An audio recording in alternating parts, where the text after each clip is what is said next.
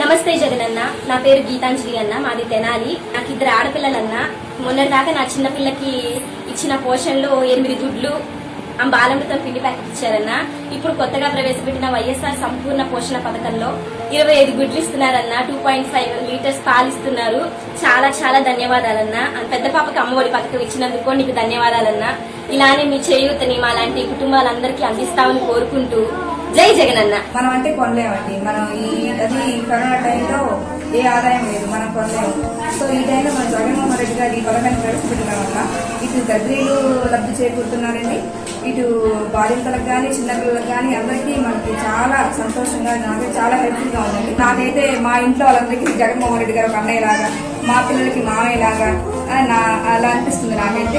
ఇలా మంచి పోషక పదార్థాలు అందించడం వల్ల మా పిల్లలకి మంచి ఎదుగుదల, శక్తివంతంగా తయారవుతున్నారు. జగన్మోహన్ రెడ్డి గారికి చాలా రుణపడి ఉంటాము. ఇది ముఖ్యమంత్రి గారు మాకు ఇచ్చిన వైఎస్ఆర్ సంపూర్ణ కిట్. మా తల్లులందరి తరఫున ముఖ్యమంత్రి గారికి వేల వేల ధన్యవాదాలు.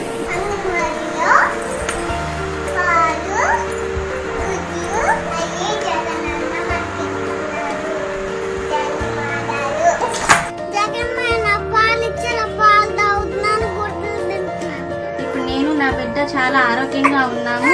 ఇటువంటి వైఎస్ఆర్ సంపూర్ణ పోషణ అందించిన వైఎస్ఆర్ జగన్మోహన్ రెడ్డి గారికి కృతజ్ఞతలు. अस्सलाम वालेकुम जगन भैया, వైఎస్ఆర్ पौष्टिक आहार बहुत अच्छा है. हमें बहुत गरीब लोग कोविड टाइम में भी तुम्हें बहुत मदद करते हैं. మా ఊరు నల్గొండ. నేను ప్రసవం కోసం అమ్మగారింటికి వచ్చాను.